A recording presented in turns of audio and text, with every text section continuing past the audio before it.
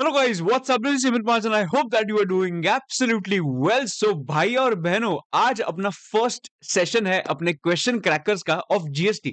Now if you have not yet watched direct tax के question crackers तो please वो भी देख लेना, बिकॉज डायरेक्ट टैक्स के भी क्वेश्चन क्रैकर्स हम लोग ने ऑलमोस्ट सब चैप्टर्स के कवर कर लिए हैं। और total income questions of direct tax and GST का जीएसटी लाइबिलिटी क्वेश्चंस वो भी अप्रोक्सीमेटली 8.5 आवर्स का लेक्चर्स मैंने अपलोड कर दिया। सो प्लीज एक बार तुम लोग देख सकते हो, राइट। सो आज हम लोग करेंगे जीएसटी के क्वेश्चन क्रैकर्स के दो chapters, number 1 supply under GST and number 2 charge under GST.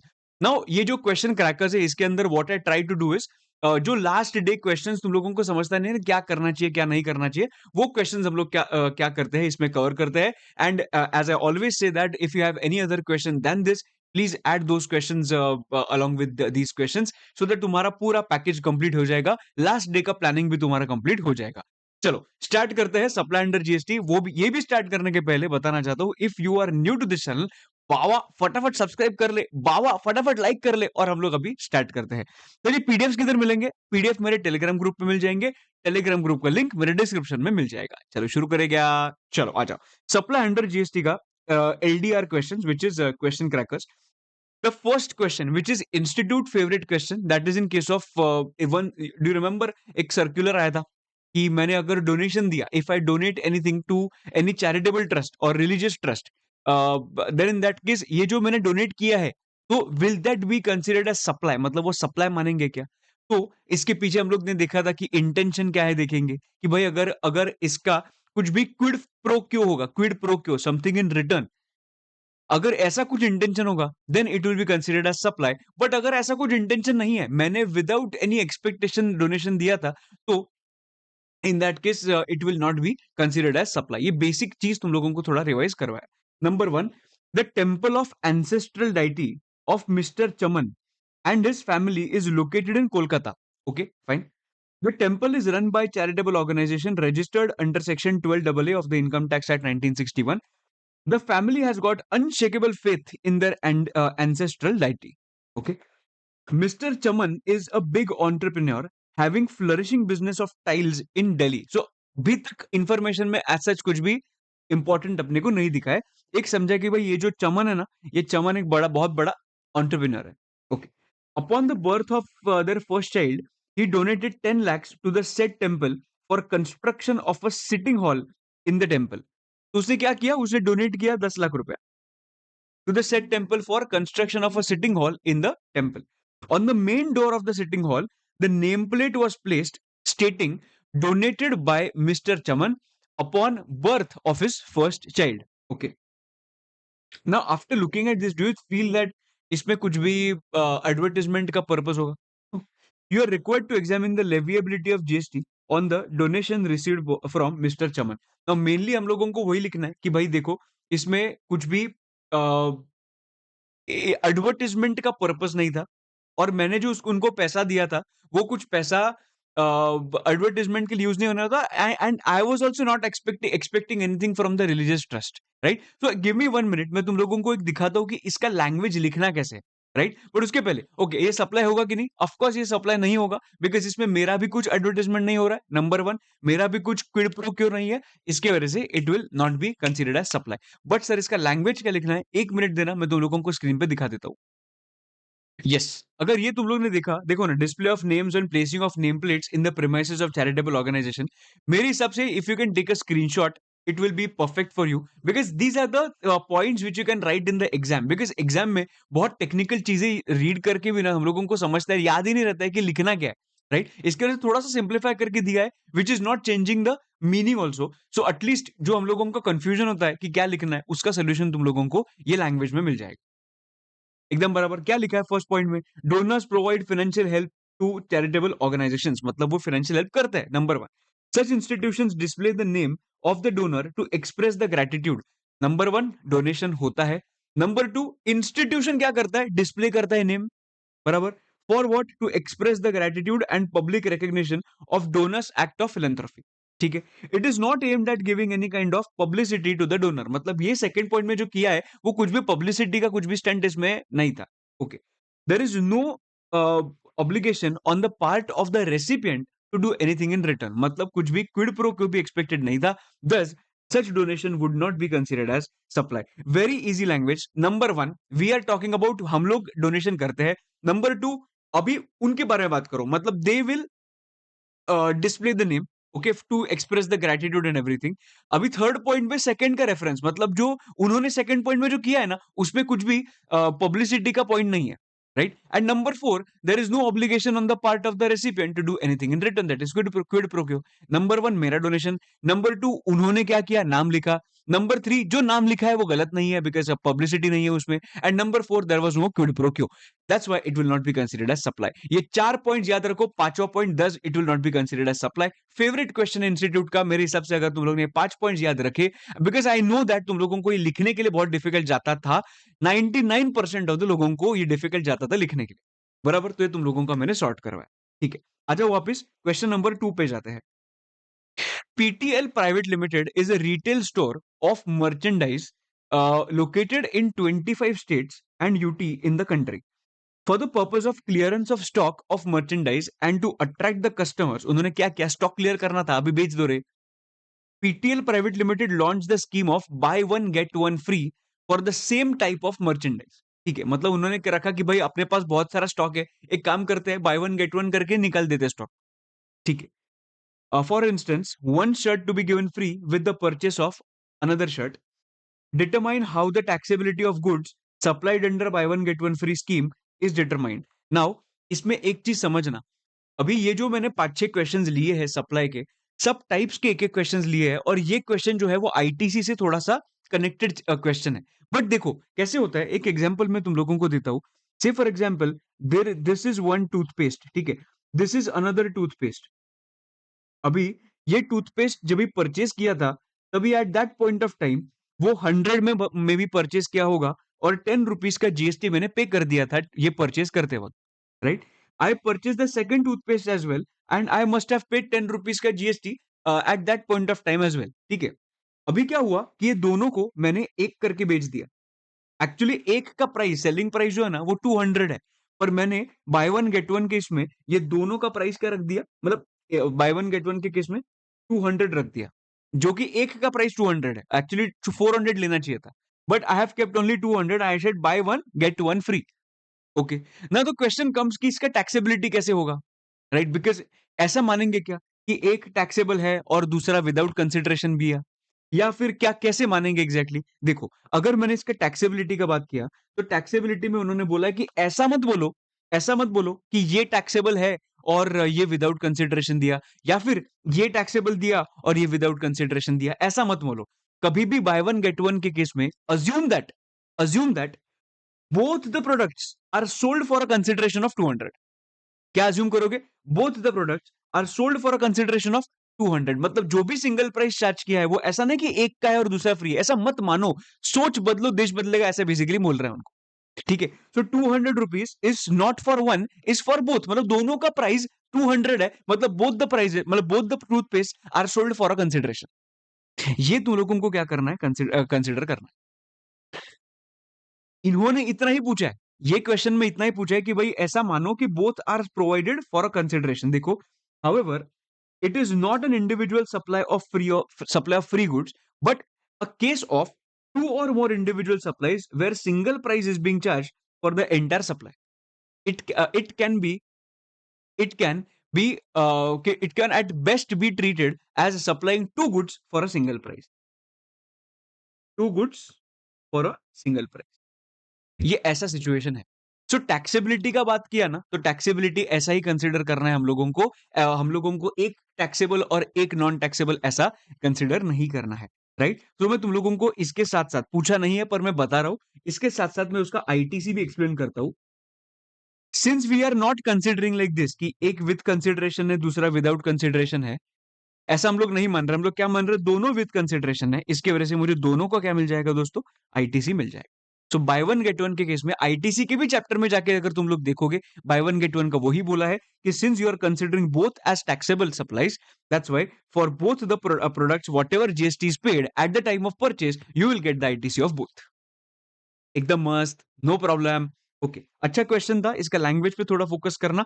I think you will after reading one like once you will be sorted, right? Okay, आ जाओ क्वेश्चन नंबर 3 पे। Sahab Sales, very good question. Sahab Sales, an AC dealer in Janakpuri, Delhi, needs 4 ACs for his newly constructed house in Safdarjung Enclave. Okay, fine. Therefore, he transfers 4 ACs on which ITC has already been availed by it. वापस बोलते हैं, वो क्या है? AC dealer है इन जनकपुरी दिल्ली, उसको 4 ACs चाहिए उसके घर घर के लिए। Therefore, he transfers 4 ACs on which ITC has been claimed from it stock for the said purpose. मतलब क्या कि एसी डीलर, मेरे पास बहुत सारे एसीज है, मेरे घर के लिए 4 एसी चाहिए, तो मैंने मेरे ऑफिस से 4 एसीज उठाए और मैंने वो घर के लिए ट्रांसफर कर दिए, जिसपे मैंने क्या कर दिया था, आईटीसी ऑलरेडी क्लेम कर दिया था। Now you tell me one thing, if for my business purpose if I have taken the ACs for selling it further, right, और for using it in my business, am I doing any of this? No. What am I doing? Okay, I was supposed to either sell the ACs or I was supposed to use the AC in the office. I'm not using it in my office. I'm not selling it further. I'm using it for my personal purpose. But do you think उसका ITC मुझे मिलना चाहिए 4 ACs का? नहीं मिलना चाहिए। पर मैंने वो तो आईटीसी ऑलरेडी लिया हुआ है, तो क्या करना पड़ेगा भाई? हम लोगों को आईटीसी रिवर्स करना पड़ेगा। नाउ रिवर्स कैसे करें? रिवर्स करने के लिए उन्होंने बोला है कि if you have sold any goods without consideration on which ITC has been claimed, then in that case such without consideration supply will be considered as deemed supply. So 3 conditions you need to satisfy for triggering this section number 7(1)(c), read with schedule 1, supply without consideration. Understanding? इसमें उन्होंने बोला है there has to be a transfer, such transfer has to be permanent in nature, and ITC should be claimed. If all the 3 conditions are getting satisfied, then in that case, whatever transfer is made without consideration, it will be considered as deemed supply. So can I say, Sahab Sales के जो 4 ACs जो उसने personal purpose के लिए use किए, उसको हम लोग क्या मानेंगे? डीम्ड सप्लाई मानेंगे। तो क्वेश्चन क्या पूछा है देखो, examine whether the said activity amounts to supply under section 7. Absolutely yes, you have to write 3 conditions. There has to be a transfer or disposal, such transfer is permanent in nature, and ITC should be availed on that. Okay, तो अपना first part खत्म। Second पे आ जाओ। Further, a Janakpuri resident Akash approached Sahab sales, he sold an AC to Sahab sales for 5,000। अभी एक आकाश करके बंदा है, उसने क्या किया, उसने साहब सेल्स को अप्रोच किया और उसने बोला कि ए साहब सेल्स, आपके पास, आपको एसी चाहिए क्या? मेरे पास एसी है। तो साहब सेल्स बोला, कभी का एसी है? उसने बोला कि पुराना एसी है, पुराना एसी है, 6 महीना पहले परचेस किया था, वो मुझे भी बेच देना है। साहब बोला, नो प्रॉब्लम, तू मुझे बेच दे। तो मैं आकाश हूं, मैंने क्या कर दिया, वो 6 महीना पहले जो परचेस किया वो एसी था ना, उसको बेच दिया और उससे कुछ 5,000 रुपीज मैंने ले लिया साहब सेल से। So he sold an AC to Sahab sales for 5,000 rupees. Akash had bought the said AC 6 months before, मतलब 6 महीने पहले लिया था for his residence purpose. Does sale of AC by Akash to Sahab sales amount to supply? अभी supply मानने के लिए हम लोग देखते हैं section number 7(1)(a). Section number 7(1)(a) के अंदर क्या बोला उन्होंने? There has to be best LDR. Sir what is best LDR? B मतलब बार्टर, ई मतलब एक्सचेंज, एस मतलब सेल, टी मतलब ट्रांसफर, एल मतलब लीज एंड लाइसेंस, डी मतलब डिस्पोजल, आर मतलब rental. Okay, there has to be a consideration, and the third part is it should be in the course और furtherance of business. अभी आकाश जो साहब sales को बेच रहा है, can I say it is falling under sale? Yes. Can I say there is a consideration of 5,000? Yes, but the third condition is not getting satisfied. In the course और furtherance of business नहीं है आकाश के लिए, और इसके वजह से as पर section 7(1)(a it will not be considered as supply. So you will have to write 2 sections in this question, section number 7(1)(a) and section number 7(1)(c), read with schedule 1. Understanding everyone? This is your question number 3. एकदम मस्का चस्का। आ जाओ अभी next question पे, that is question number 4। Mrs Pragati received legal advice for her personal problems and paid 1,000 as legal fee to Miss Unnati of UK London. explain whether above activity of import of service would amount to supply under section 7 of CGST Act. Now इसके लिए मैं तुम लोगों को एक चीज दिखाता हूँ. इसके लिए वो इंपोर्टेशन का हम लोग पॉइंट देखते हैं. इंपोर्टेशन ऑफ सर्विस के लिए हम लोग ने क्या सीखा था, देखो इधर. सब लोग इधर देखेंगे अभी. इंपोर्टेशन ऑफ सर्विस में सबसे पहली चीज देखते हैं विद कंसिडरेशन या without consideration. If it is imported with consideration it will B considered as supply, even though it is okay, irrespective of the fact it is in the course of business or it is not in the course of business, it will be considered as supply. Understood? Okay. Okay, if the importation of service is without consideration, then in that case we check whether it is imported from a related party or distinct person or not from a related party or distinct person. If it is imported not from a related party or distinct person, it will not be considered as supply.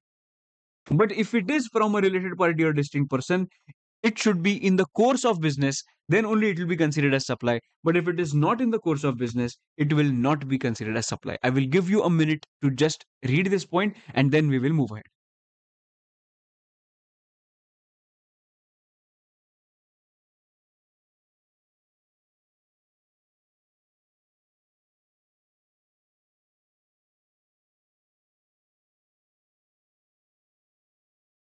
एकदम done है. अभी आ जाओ next point पे. अभी हम लोग जाके देखते हैं क्या क्या है exactly.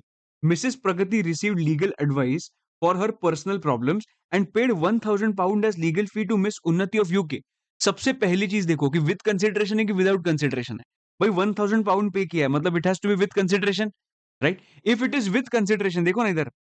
If it is, sorry इधर नहीं, किधर था, इधर था. If it is with consideration, वो डज इट मैटर कि वो कोर्स ऑफ बिजनेस के लिए था कि नहीं. नहीं, it will always be considered as supply. तो इधर आके देखो, इधर आके देखो, ये जो है विद कंसिडरेशन £1,000 जो उसने पे किया था, इसके लिए पे किया था पर्सनल प्रॉब्लम के लिए. It doesn't matter, it will be considered as supply. बराबर. So explain whether above activity of import of service would amount to supply. Yes, it will be considered as supply. Now, if in the above case, both of them are real sisters, what if both of them are real sisters and no consideration is paid, then will it change your answer? मतलब ऐसा assume करते हैं कि दोनों real sisters है, right, और consideration कुछ भी पे नहीं हुआ है. Okay, sorry. मैं इसमें देखूं, ये विदाउट कंसिडरेशन आ गया. ये विदाउट कंसिडरेशन में किससे सर्विस लिया है? फ्रॉम अ रिलेटेड पार्टी और डिस्टिंक्ट पर्सन से सर्विस लिया है. If it is taken from a related party और डिस्टिंक्ट पर्सन, किसके लिए लिया था? देखना, पर्सनल प्रॉब्लम के लिए लिया था. सो विदाउट कंसिडरेशन हो गया, सर्विसेज फ्रॉम रिलेटेड पार्टी हो गया, and not in the course of furtherance of business हो गया, तो it will not be considered as supply. Are you understanding this? Yes or no? Yes. Okay. It will not be considered as supply.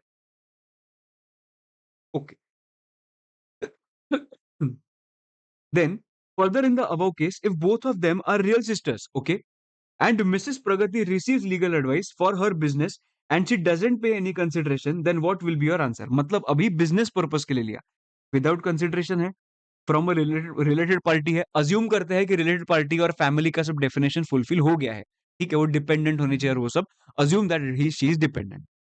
Now, from a related party लिया, without consideration लिया. Now ये business purpose के लिए था और इसके वजह से it will be considered as. समझा कि नहीं रे वावा? ओके, तो ये अपना सप्लाई माना जाएगा. Third point. I hope you are clear with this point. एकदम सिंपल है ना यार, कुछ टेंशन नहीं है इसमें. आ जाओ फिफ्थ पॉइंट पे.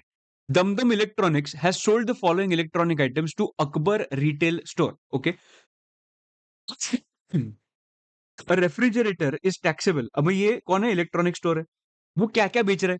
रेफ्रिजरेटर बेच रहा है, स्टेबलाइजर बेच रहा है, उसका टैक्सेबिलिटी दिखा है 12%, LED television 12%, split AC 28%, stabiliser for AC 12%. Dumdum electronic has issued a single invoice indicating price of each of the above items separately in the same. क्या लिखा है? Has issued a single invoice indicating price of each of the amount separately in the same. ये क्या होगा? Will it be considered as composite supply? Single invoice. Will it be considered as mixed supply?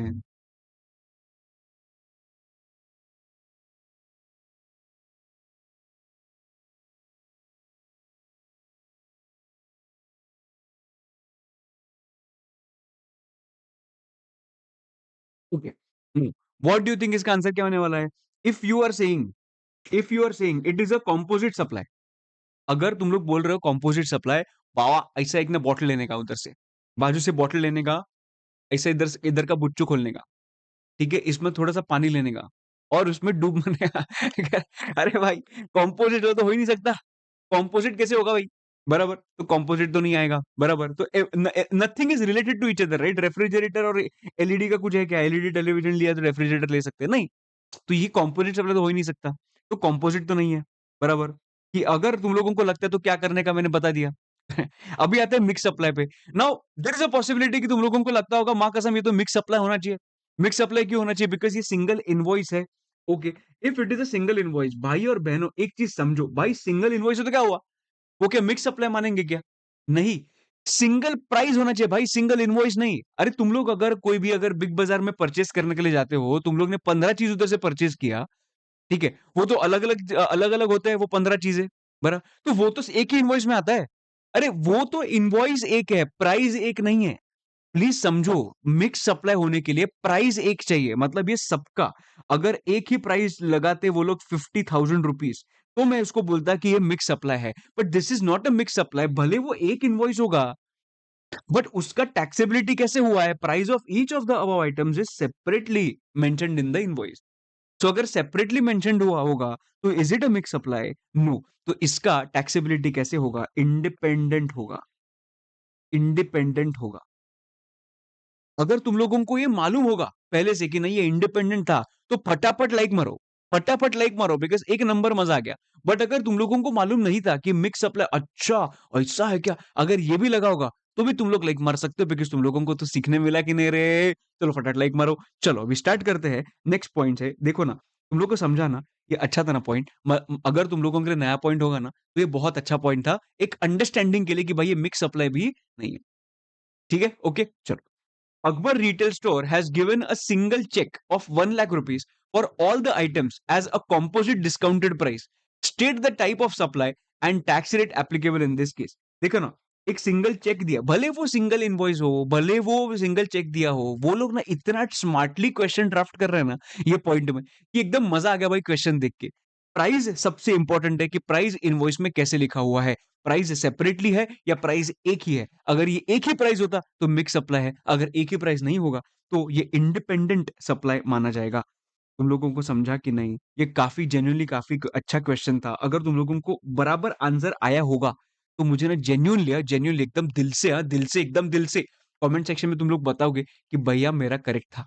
अगर तुम्हारा गलत भी हुआ होगा ना, तो तुम लोग मुझे बताओगे भैया मेरा गलत था, मुझे मिक्स सप्लाई लगा था, बट मुझे अभी समझ में आ गया। अगर तुम लोगों को कंपोजिट सप्लाई लगा होगा ना, so please don't message, okay, don't comment also. मतलब मुझे समझ जानना ही नहीं है कि तुम लोग कौन हो। ठीक है, अगर तुम्हारा आंसर क्या आया है, कंपोजिट सप्लाई आया है तो। बट मिक्स सप्लाई आया होगा कमेंट करेंगे, अगर नॉर्मल इंडिपेंडेंट करेक्ट आया होगा तो भी कमेंट करेंगे। ठीक है, कंपोजिट वाले कमेंट करना बैन है उन तुम लोगों को, ठीक है? ओके, ठीक है, मैं मजाक कर रहा हूँ, कुछ नहीं रहे, हम लोग सीख रहे हैं अभी, ठीक है? ओके, ओके, चलो ये क्वेश्चन नंबर 5 कंप्लीट हो गया, बराबर? तो ये हो गया कंप्लीट, हम लोग जाते हैं आगे, क्वेश्चन नंबर 6 पे। काफ़ी अच्छा क्वेश्चन है। Gagan Engineering Private Limited, registered in Haryana, is engaged in providing maintenance and repair services for heavy steel machinery. वापस बोलते हैं, Gagan Engineering Private Limited, registered in Haryana, is engaged in providing maintenance and repair service for heavy steel machinery. उनका काम ही maintenance का है। For carrying out the repair work, Gagan Engineering Private Limited sends its container trucks equipped with items like repair equipments, consumables, tools, parts from Haryana workshop to its repairing centers located in other states across India, where the client's machinery are being brought and are being repaired. Now इसमें तुम लोगों को circular याद होगा तो तुम लोगों को ये समझेगा। Okay, discuss the leviability of GST on the interstate movement of trucks from the workshop of Gagan Engineering Private Limited in Haryana to its own repairing centers located in other states across India. Now, can I say that if Gagan Engineering Private Limited is registered, जब भी एक registered person होता है एक state में which is in Haryana, can I say that inter state जो होता है, इंटर स्टेट जो ट्रांसफर किया जाता है दूसरे स्टेट में इंटरस्टेट सप्लाई जो किया जाता है, that interstate supply is always considered as deemed distinct person if the supplier is a registered person. I hope you are able to remember this thing, right? So जो भी ये हरियाणा से चीजें भेजी जाएगी दूसरे ऑफिस में, तो ये जो ऑफिस में चीजें भेजी जाएगी वो इंटरस्टेट सप्लाई तो माना जाएगा, बट वो डीम्ड डिस्टिंक्ट पर्सन भी माना जाएगा। And if there is a transfer of goods from one distinct person to another distinct person, it will be considered as deemed supply. Okay, but उन्होंने एक चीज बोला था कि अगर ये फॉर एग्जाम्पल ट्रक्स भेजे, ठीक है, ये ट्रक का मैं डिजाइन निकालता हूँ, ये ट्रक है, एकदम बेकार डिजाइन है, पर ठीक है, तुम लोगों को समझ में आ, ठीक है, ये ट्रक है। अभी ये ट्रक के अंदर के जो गुड्स होते हैं उस पे जीएसटी भरना है। ये ट्रक के वैल्यू पे जीएसटी भरना है क्या? नहीं। तो ये लिखना पड़ेगा एक क्वेश्चन में। अभी ये ट्रक जो है वो रिपेयरिंग पर्पस के लिए भेजा जा रहा है, तो ये ट्रक के वैल्यू पे, ट्रक का जो वैल्यू होगा उस पे जीएसटी नहीं लगेगा, बट उसका जो सर्विसिंग कॉस्ट होगा ना, वो सर्विसिंग का जो कॉस्ट होगा उस पे जीएसटी लग जाएगा। I hope you are clear understanding. And there is one more circular which is there, like one more thing which they have clarified कि हाँ ठीक है, चलो सर्विसिंग कॉस्ट का तो बात हो गया। इधर उन्होंने और एक चीज बोली कि भाई अगर तुम लोग ने कौन से कंज्यूमेबल्स, टूल्स, स्पेयर पार्ट्स, ऐसा कुछ भी अगर भेजा होगा, then in that case it will not be considered as deemed supply.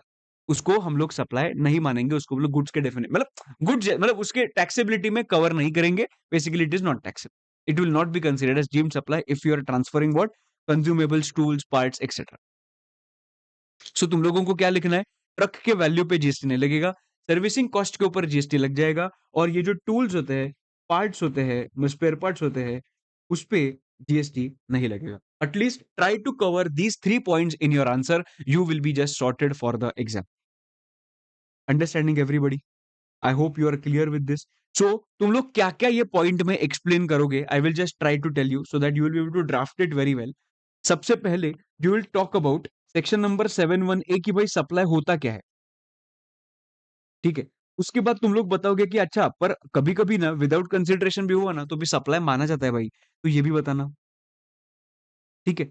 अभी 7(1)(c) के साथ-साथ तुम लोग ये भी बताओ कि ये जो शेड्यूल 1 है ना, ये शेड्यूल 1 में ऐसे 4 पॉइंट्स हैं, T, R, I, P. T मतलब क्या? विदाउट कंसिडरेशन अगर ट्रांसफर किया, या बिटवीन टू रिलेटेड पार्टीज अगर कौन सा ट्रांजैक्शन होगा, या फिर इंपोर्टेशन ऑफ सर्विस होगा, या फिर प्रिंसिपल टू एजेंट होगा, ये 4 केसेस में विदाउट कंसिडरेशन अगर भेजा तो वो सप्लाई माना जाता है।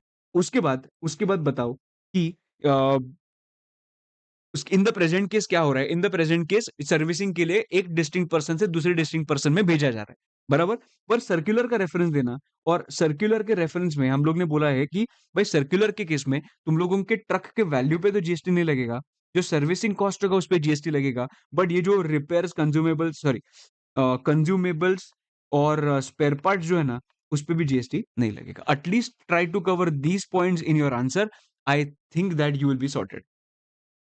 अंडरस्टैंडिंग? सो दोस्तों, सप्लाई अंडर जीएसटी के केस में जो जो चीजें, मतलब जो जो टाइप्स ऑफ क्वेश्चंस आ सकते हैं, वो सब टाइप्स ऑफ क्वेश्चंस मैंने देख लिया, बता दिए तुम लोगों को। सबसे पहले मैंने क्या बताया? 7(1)(a) का एक पॉइंट देखा, अगर याद होगा तो। उसके बाद हम लोग ने देखा 7(1)(b) जो इंपोर्टेशन वाला पॉइंट था। उसके बाद हम लोग ने 7(1)(c) रेड विथ शेड्यूल 1 के थोड़े क्वेश्चंस देखे। उसके बाद अगर तुझे याद होगा तो हम लोग ने सर्क्यूलर देखा, सर्क्यूलर्स देखे, राइट? तो ये थोड़े types of questions I have tried to cover. और एक ना डेल क्रेडी एजेंट पे एक क्वेश्चन है, डेल क्रेडी एजेंट पे क्वेश्चन, जो मेरा जीएसटी लाइबिलिटी का क्वेश्चन अगर तुम लोग ने देखा ना, तो जीएसटी लाइबिलिटी के क्वेश्चन पे एक बहुत अच्छा डेल क्रेडी एजेंट का क्वेश्चन है। तो सर नेगेटिव लिस्ट पे तो कौन से क्वेश्चंस हुए ही नहीं, नेगेटिव लिस्ट के क्वेश्चंस भी तुम लोगों को जीएसटी लाइबिलिटी के लेक्चर में तुम लोगों को मिल जाएंगे। But I have tried to cover almost all the questions, all the types of questions which are there in supply under GST. I hope that you are crystal clear with supply under GST chapter. Now we are going to move ahead with charge under GST. चलो, अभी हम लोग charge से start करते हैं क्या? अभी charge में all LDR questions will cover just like supply. आ जाओ क्वेश्चन नंबर 1 पे। मेसर्स शशि एसोसिएट्स, ओके, ये भी डिस्कस करने के पहले ना तुम लोगों को मैं एक चीज बताऊं क्या? चार्ज अंडर जीएसटी में मोस्टली जो क्वेश्चंस एक्सपेक्टेड है, डायरेक्ट क्वेश्चंस, वो एक्सपेक्ट तुम लोग कर सकते हो कॉम्पोजिशन स्कीम से। डायरेक्ट क्वेश्चन एक्सपेक्ट कर सकते, मैं ऐसे नहीं बोल रहा हूँ आरसीएम से क्वेश्चंस नहीं आएंगे, मैं बिल्कुल ऐसा नहीं बोल रहा हूँ, बट जो mostly questions are expected from composition scheme. और जो आरसीएम के क्वेश्चंस है, जो क्वेश्चंस आ सकते हैं, वो मैंने इसमें कवर कर दिया है कि आरसीएम के कौन से पॉइंट्स में से वो क्या कर सकते हैं, क्वेश्चंस पूछ सकते हैं। अभी अगर डायरेक्ट क्वेश्चन पूछा, मतलब बताओ ये 3 पॉइंट्स है, बताओ कि कौन टैक्स भरेगा, तो वो तो सिंपल हो जाएगा आंसर करने के लिए। पर जो केस स्टडी बेस्ड क्वेश्चंस होते हैं, वो 2-3 पॉइंट्स में से ही पूछ सकते हैं अंडर आरसीएम, बट बाकी तुम लोगों को कॉम्पोजिशन स्कीम से एक्सपेक्ट कर सकते हो। ठीक है, सी देखो कैसा है ना, तुम लोग क्वेश्चन के हिसाब से पढ़ाई मत करो, तुम्हारे फंडामेंटल्स एकदम स्ट्रांग रखो। कौन से भी टाइप के क्वेश्चंस आ गए, we should be able to crack those questions. ठीक है एकदम, चलो स्टार्ट करते हैं। 4 gender GST. Okay, question number 1, Messrs. Shashi Associates, a recovery agent located in Chennai, empaneled by State Bank of India, local head office, Nangambakkam, Chennai. Very sorry if I've mispronounced anything. Nangambakkam, Chennai. The following service supplied, the following service supplied by Messrs. Shashi Associates in the month of November 24 are as follows. मतलब उन्होंने ये service the. The fees of 2,25,000 for supply of service is in relation to recovery of dues from the defaulting borrowers at the place of business or occupation. And if such borrowers is or are unavailable at the place of business, then at his or her residence. Now, देखो क्या होता है, जो Mrs Shashi associates है, Shashi associates charged 2,25,825 for recovery services, like for recovery of dues, right? So this is a recovery service given to the banks, because it is State Bank of India. What do you think it is taxable under? What it is taxable under? Reverse charge mechanism, correct? Okay, because it is a recovery agent service. Now I will stop here for 1 minute and I will tell you what can be the variation in this. Okay, I'm sure that this question must be very comfortable for you. You must be very comfortable in this question because you know that recovery agent service is going to be taxable under reverse charge mechanism. But sometimes they draft a question in such a way that recovery agent is providing the service to a car dealer. Please understand one thing. This will be taxable under forward charge mechanism. Oh, sir, how come? Because he's the recovery agent. No, recovery agent service is going to be taxable under reverse charge mechanism. No, recovery agent service is given to banks, financial institutions, and NBFCs. That falls under reverse charge mechanism. When recovery agent provides service to any person other than bank, NBFCs, and financial institutions, it will be taxable under forward charge mechanism. Please understand this point. So this is simple here, but I thought of telling you what can be the variation which can be asked. Correct? This is your point number 1. So इस पे क्या लगेगा? Reverse charge mechanism लग जाएगा. Second point, supply of services with regard to demand for recovery or taking possession of the security from the defaulting borrowers. ये क्या किया उन्होंने? Service the, for which separate fee charge from the bank is 55,000. Okay. ऊपर का service क्या था? ऊपर का सर्विस था recovery of dues from the defaulting borrowers. नीचे का सर्विस क्या है? With regard to demand for recovery और taking possession of the security from the defaulting borrowers. ऊपर का पैसा था और नीचे वाला सिक्योरिटी रिकवर करना था। So basically it will be treated as a normal thing only. तो ये भी कैसे टैक्स होगा? रिवर्स चार्ज मैकेनिज्म के अंदर टैक्स हो जाए। सिंपल है, okay. Is it a supply of service? Absolutely yes, it is a taxable supply of service. If so, who is liable to pay tax? Now, of course, मैं service दे रहा हूँ bank को, and this is taxable under reverse charge mechanism. So the bank will have to pay the GST to the government. So State Bank of India. ये MCQs और सब में पूछ सकते हैं. What is the GST liability? Very simple. 2,25,825 plus 55,175 add करोगे, उसके ऊपर तुम लोग 18% GST लगाओ, उतना बैंक को देना पड़ेगा. GST liabilities 50,580. Everybody clear? Come to question number 2. Here we will discuss about composition scheme. Now, before we discuss anything about composition scheme, just try to remember the turnovers, right? Who can opt for the composition scheme? There were 2 sections for composition scheme. Section number 10.1/10.2, and there is one more section of 10.2a. This is for goods and restaurant service. And if you want to give any service other than this, you can do that as well, but it is going to be marginal service. other service, but marginal other service.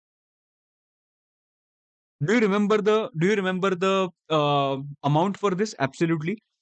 10% of previous financial year's turnover, or 5 lakhs, whichever is higher. This is the limit of other marginal service, right? Okay. And under 10 to A, it is like any service other than restaurant service. Any service other than restaurant service. Other service I will write.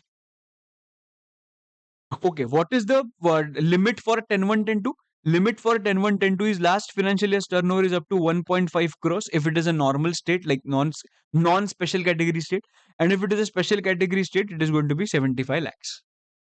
Correct? And here, previous financial year's turnover should be less than or equal to 50 lakhs. Is everyone clear with this? Okay. Come to question number 2.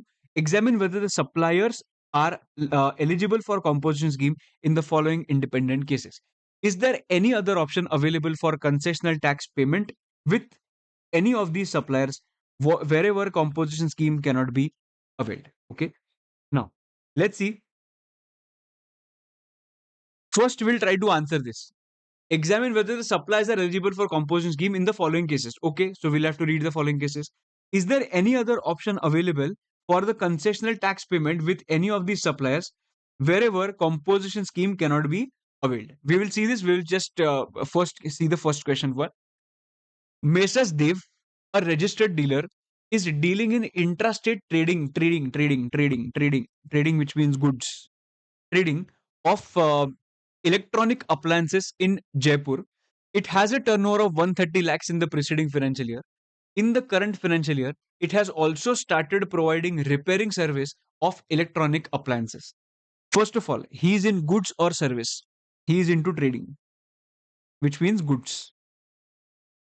Now, can he opt for the composition scheme under section 10.1/10.2? Yes, because his last year's turnover is less than 1.5 crores. Right? Okay, now he wants to provide repairing service of electronic appliance. He can do it, but marginally. Understanding how much? 5 lakhs or 10% of last year's turnover, that is 13 lakhs, whichever is higher, which is going to be 13 lakhs. Till 13 lakh rupees, this repairing service of electronic appliances can be given. I hope you are clear with this. Right? Okay, come to point B. Messrs. Narayan and Sons, a registered dealer, is running a Khana Khazana restaurant near City Palace in Jaipur. Okay, it has a turnover of 140 lakhs in the preceding financial year. In the current financial year, it has also started dealing in intrastate trading of beverages in Jaipur, Rajasthan. So they are in restaurant service, right? So they are registered dealer running restaurant. Along with restaurant, in the current financial year, it has also started dealing in trading of beverages, which is goods.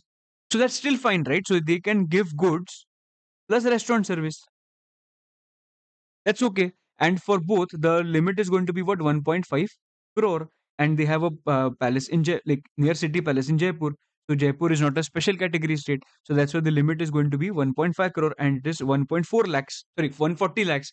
It is less than 1.5 crore. That's why nothing will be taxed. As in, they can opt for the composition scheme. They can definitely opt for the composition scheme. Understanding? Okay. Come to point number C. Mesas Indrabhushan and Sons, a registered dealer, is providing restaurant services in Uttarakhand. Okay. Again, restaurant service. It has a turnover of 70 lakhs in the preceding financial year. It has started providing intrastate interior decoration services in the current financial year and discontinued rendering restaurant services. Okay. Please try to understand. Till the time, let's assume that here she was providing restaurant services. Okay. And last year's turnover is how much? 70 lakhs. Can I say if she's providing only restaurant service, she can definitely opt for 10.1.10.2? Everyone? Yes. Now she discontinued providing. So she discontinued provide restaurant service, and now she is providing interior decoration service. If she's providing interior decoration service, can I say that last year's turnover should be less than or equal to 50 lakhs? Because interior decoration service, if she wants to opt for the composition scheme, she will have to opt for 10-2A.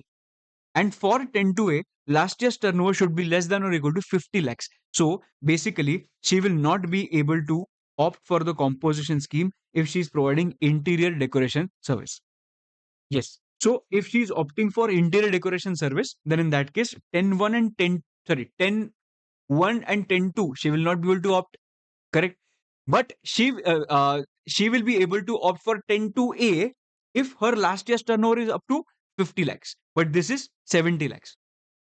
Understanding? And that's why, and that's why, and that's why 10-2A भी वो opt नहीं कर सकती. 10-1 10-2 तो उसके लिए applicable ही नहीं है. सो दोनों से कंडीशंस उसको सेटिस्फाई नहीं करते. इसके वजह से वो कॉम्पोजिशन स्कीम के लिए ऑप्ट नहीं कर सकती. Understanding? Okay. Now Mesas Himanshu, a registered dealer, is exclusively providing intrastate architect service in Uttarakhand. Okay, Uttarakhand. It has a turnover of 40 lakhs in the preceding financial year. Okay, ऊपर का भी उत्तराखंड था. एक second, ऊपर का भी उत्तराखंड था. अभी उत्तराखंड जो है वो उत्तराखंड स्पेशल कैटेगरी स्टेट में आता है क्या?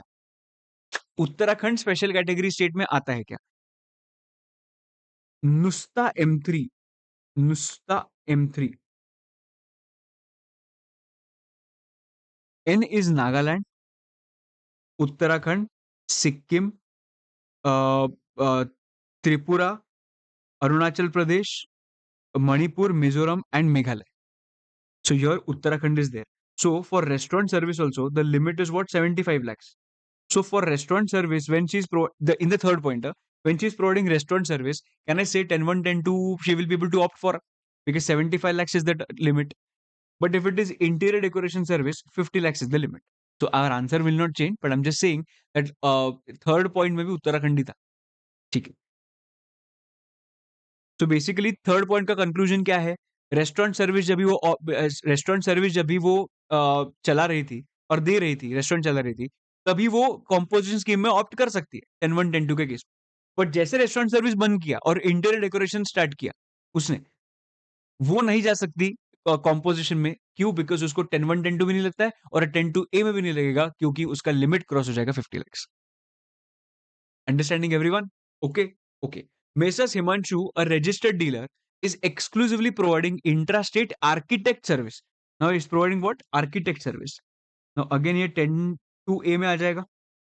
In Uttarakhand, it has a turnover of 40 lakhs in the preceding financial year.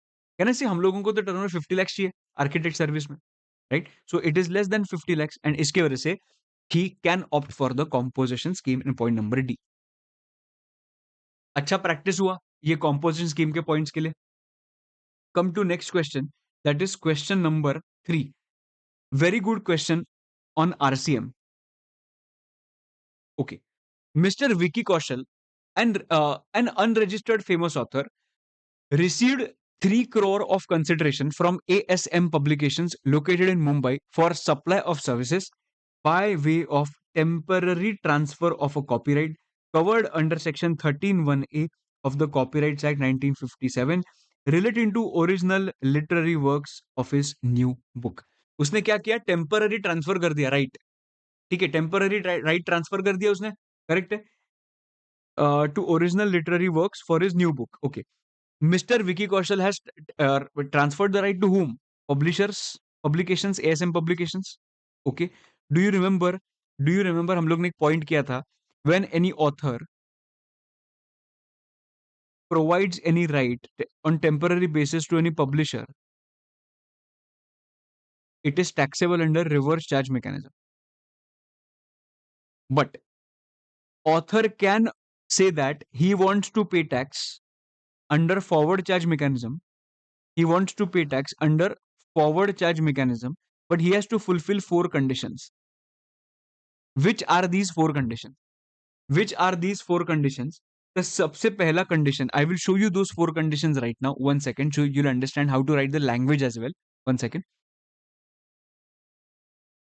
See, these are the four conditions. Number one, if author wants to opt for forward charge mechanism, number one, author has to take the registration.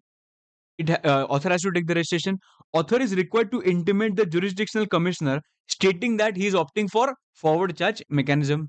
Okay, he'll have to intimate कर.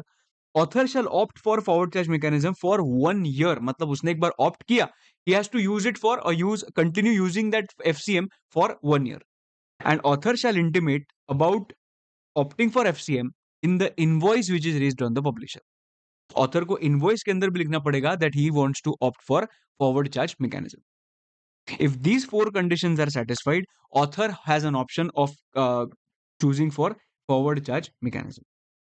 Okay, fine. So in this case, Mr. Vicky Kaushal has transferred the rights to ASM Publications. Okay, he finished his work and made available the book to the publisher, but has not yet raised the invoice. Okay, 1 second. What happened? The screen is frozen. Yes, I think it is proper now. I think ये correct है ना? हाँ, चलो आ जाओ. मैं बोल रहा था हम किधर थे? हाँ, तो Mr. Vicky Kaushal is of the view that ASM is liable to pay tax under reverse charge on services provided by him.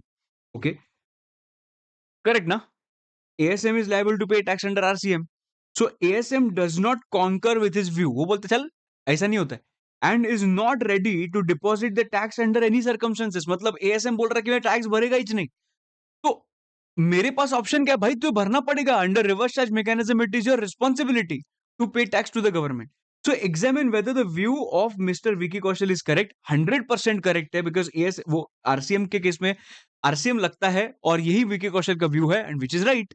Okay, further, if view of Mr. Vicky Kaushal is correct, what is the recourse available with Mr. Vicky Kaushal to comply with the requirements of GST law, as ASM has completely refused to deposit the tax? देखो दोस्तों, अभी अगर ऐसा question आया तो हम लोग ऐसे तो नहीं लिख सकते ऐसा कैसे चलेगा, उसने तो पे करना चाहिए. अरे भाई, हम लोगों को मालूम है ना कि ठीक है, अगर रेसिपेंट ने मना कर दिया है, there is still a possibility of payment of tax to the government under forward charge mechanism. So if actually the responsibility was of the recipient.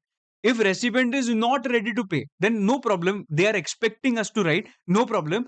The Vicky Kaushal, that is a supplier, can pay the GST under forward charge mechanism. And in this, we will have to mention those four conditions. Number one, Vicky Kaushal will have to take the registration. Number two, he'll have to intimate the jurisdictional commissioner.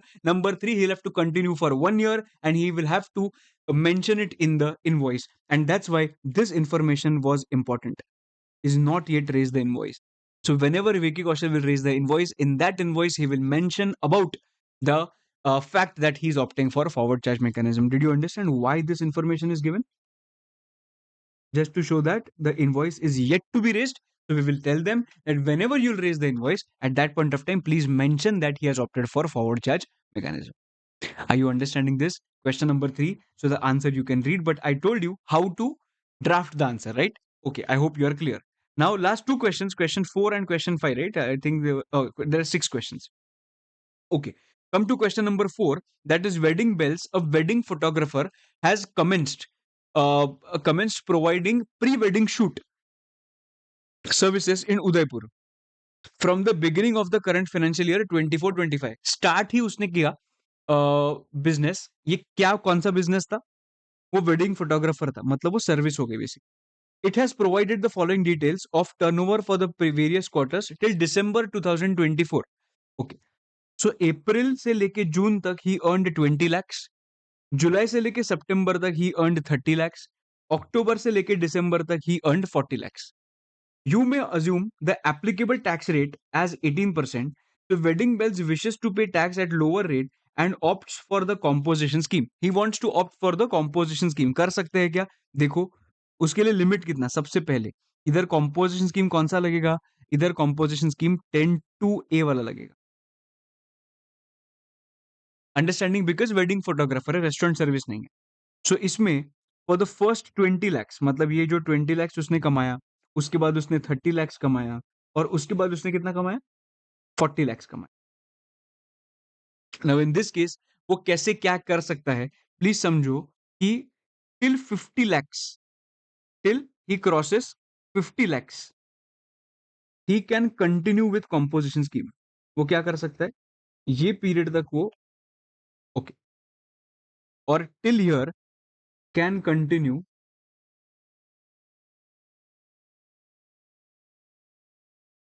Sorry, he can continue with composition scheme, बराबर, and after that he'll have to shift to a regular scheme। ना तो point इसकी sir इसका taxability कैसे होगा, अब ये तो कौन सा सर्विस है, वेडिंग फोटोग्राफर का सर्विस है, तो अगर वेडिंग फोटोग्राफर का सर्विस है मतलब उस पे अदर सर्विस में आएगा 10 to A के अंदर, एंड 10 to A के अंदर तो 6% लिखा है। सो कैसे कैसे होगा, यूल से कि सर इस पे 6% आना चाहिए, इस पे 6% आना चाहिए, और ये 40 lakhs पे 18% आना चाहिए। But please try to understand, if you are saying this, your understanding is right, but please try to understand कि ये 20 lakhs के ऊपर ना कुछ भी टैक्स नहीं लगेगा। क्यों ऐसा? Because he was not required to take a registration till he crosses 20 lakhs का turnover। उसका बिजनेस नया बिजनेस है, he has commenced the business। If he has commenced the business, then in that case first 20 lakhs तक he is not required to pay any taxes। Right, जैसे 20 lakhs cross हो गया, he can opt for the he will have to take the registration, and whenever he is taking the registration, at that point of time he will have to mention that I want to opt for the composition scheme। so basically अगर देखा तो 20 lakhs to 30 lakhs, no registration no composition scheme. ये जो 20 to 50 का jump हो गया, इसमें registration लेना पड़ेगा और उसमें कॉम्पोजिशन में हम लोग ऑप्ट कर लेंगे। और अभी फट आगे का जो 40 lakhs है वो कॉम्पोजिशन नहीं, कॉम्पोजिशन क्रॉस हो जाएगा और रेगुलर स्कीम में तो शिफ्ट हो जाएगा। Are you understanding this?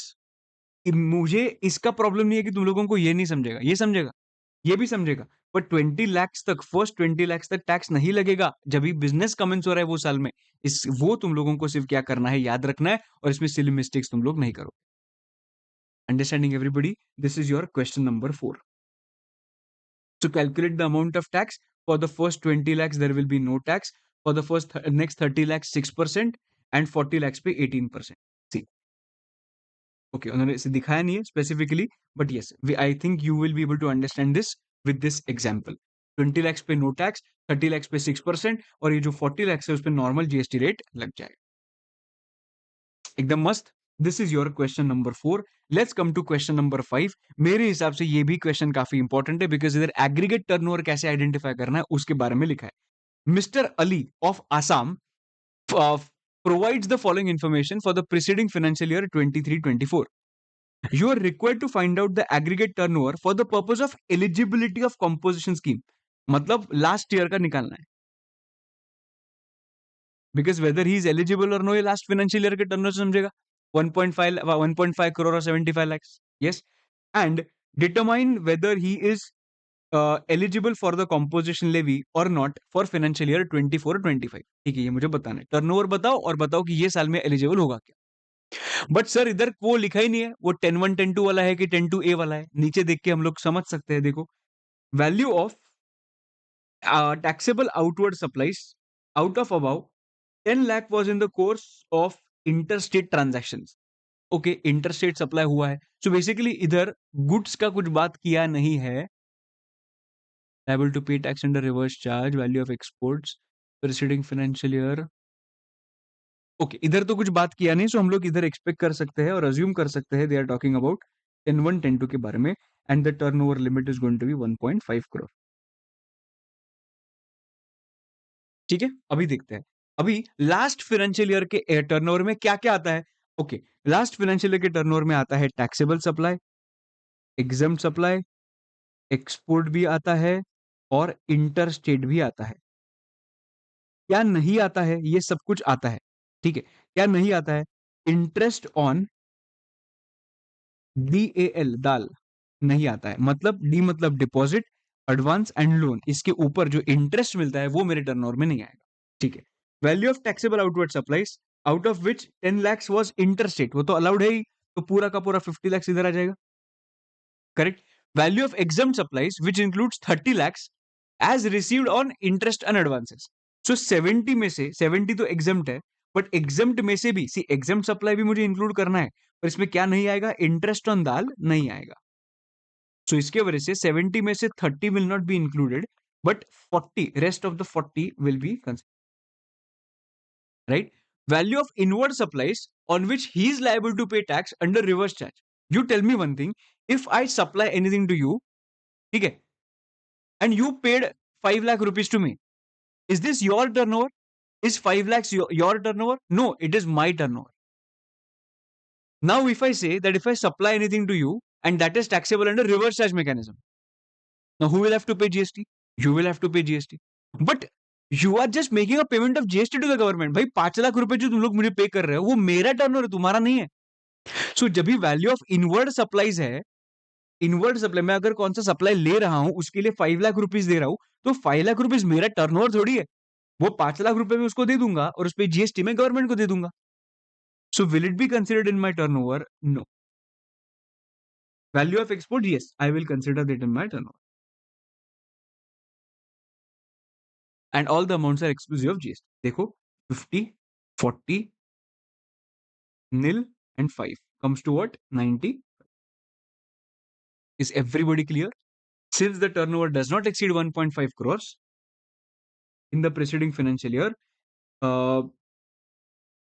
therefore, in the given case, assuming that he's not able to opt for the composition scheme. एक second.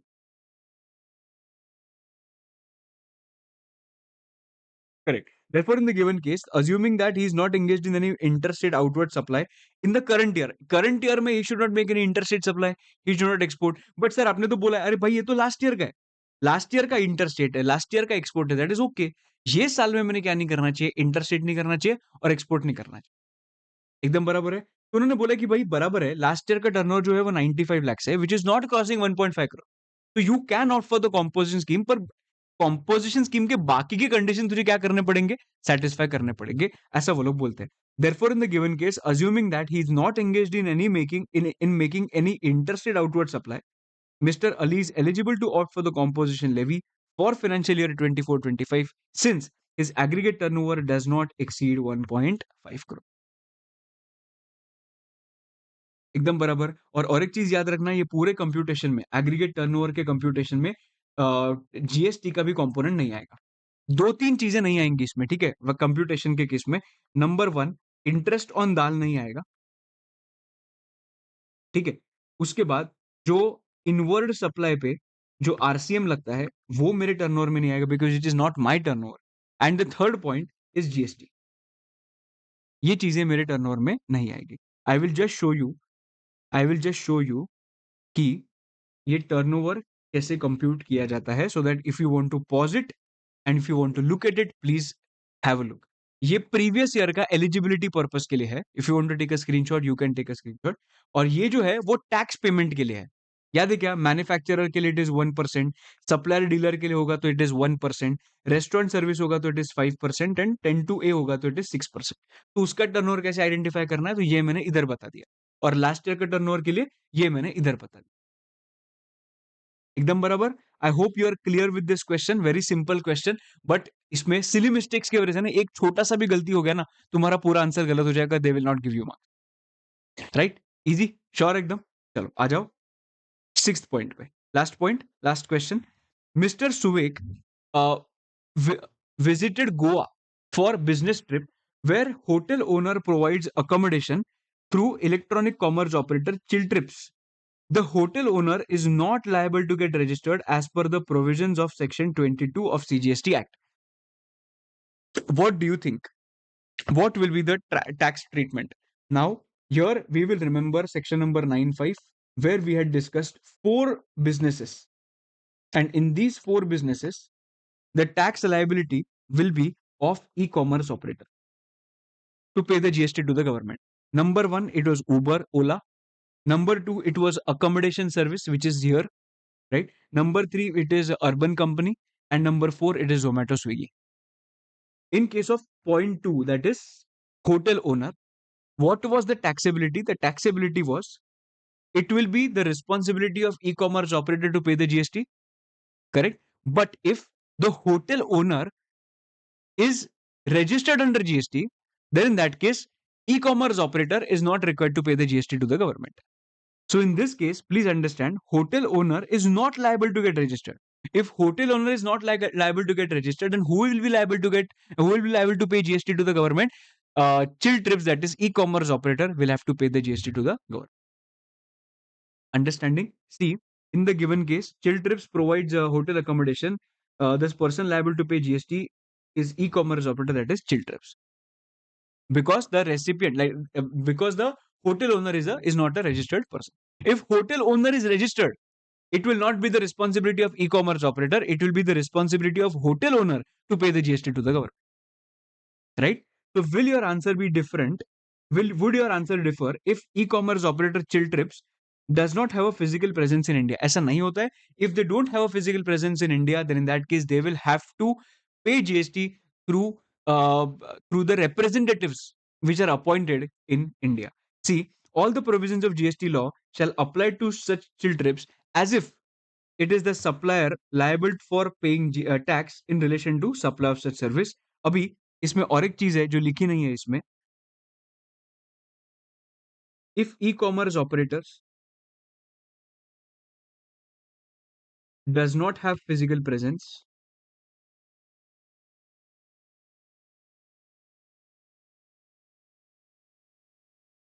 sorry for the bad handwriting, physical presence, then its representative in India shall deposit tax to the government. So what if there is no representative? They will have to appoint one. So you can't just say that, okay, it is my responsibility, but I don't have a physical presence, I will not pay GST. ऐसा नहीं होता है. अगर मेरा physical presence नहीं है तो representative को बोल, रिप्रेजेंटेटिव भी नहीं है तो अपॉइंट कर और उसको बोल पे करने के लिए. Understanding? So this is what our charge under GST looks like. And I hope that हम लोग ने जो टाइप्स के क्वेश्चंस मेरे हिसाब से इंपॉर्टेंट है वो सब कुछ तुम्हारे लिए मैंने सॉल्व कर दिए है. तो आज के सेशन में हम लोग ने 2 चैप्टर्स कवर किए. सप्लाई अंडर जीएसटी कवर किया और दूसरा हम लोग ने चार्ज अंडर जीएसटी कवर किया. I hope that this entire session was helpful. Approximately we have spent 1 hour in discussing this. अच्छे से कवर करना ये क्वेश्चंस, और इसके एडिशन में जो भी क्वेश्चन तुम लोगों को लगते हैं प्लीज तुम लोग वो क्वेश्चंस भी अच्छे से देख सकते हो. सप्लाई के अंदर सर्कुलर अच्छे से देख के जाना. Even though we have not covered any specific question, अगर कौन सा सर्कुलर पे नहीं कवर हुआ होगा प्लीज सर्कुलर्स अच्छे से पढ़ के जाना, उसमें से क्वेश्चंस एक्सपेक्टेड है. एकदम बराबर. I hope that guys this entire session was helpful. If yes, please let me know your thoughts in the comment section. And please जाते जाते जरूर एक लाइक तो जरूर करते जाना. कमेंट में एक छोटा सा थैंक यू भैया तो बोल के जा सकते हो. और प्लीज ये सब दोस्तों के साथ शेयर करना, because all these small videos will be very helpful on your last day. ठीक है दोस्तों, चलो आज के लिए इतना ही. This is Amit Mahajan. I will see you in the next video. Till then bye bye, see you and take care. Bye bye, all the best.